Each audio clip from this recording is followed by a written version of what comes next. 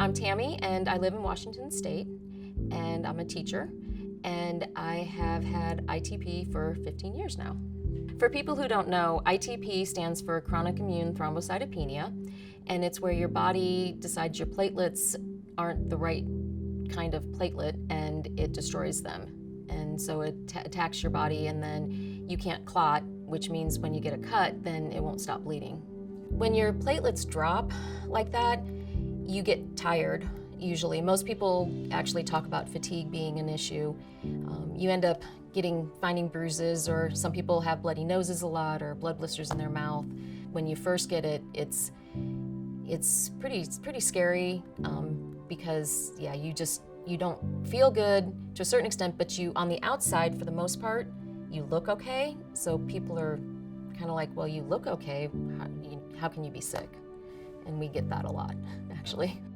Everybody's been so grateful that I've been sharing my story with them, because then they understand, and they've all been so helpful. They'll ask if I need anything, if my counts drop. They know that I can't go out for my hikes, or I maybe even can't even go for a walk. There were times I couldn't even go outside for a walk. They were too low, or maybe I wasn't feeling good, and I'd have to cancel last minute, and they're all like, that's great, no big deal. Well, and we just schedule another time, and they always knew it was tentative, and it just made me feel better knowing that they understood what was happening. Before I was diagnosed with ITP, I used to be able to get out and play softball, or go out on the motorcycle, things like that you can do easily, most people can do easily, but with having ITP, it made it a little more difficult, because falling or getting hit with something makes it dangerous.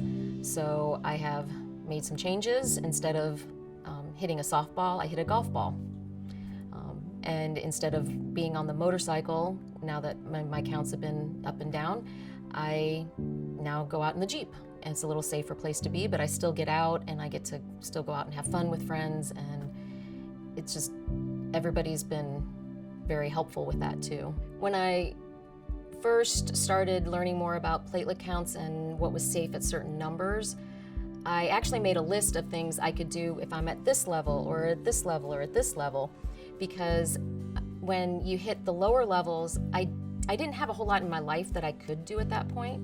And so I found things that I could do at that point, saying, okay, and changing my mindset of saying, okay, what can I do at these counts versus thinking about what I couldn't do.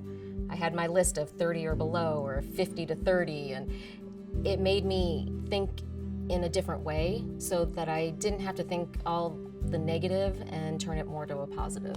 There's so much now with changing my mindset, that thinking about what I can do versus what I can't do.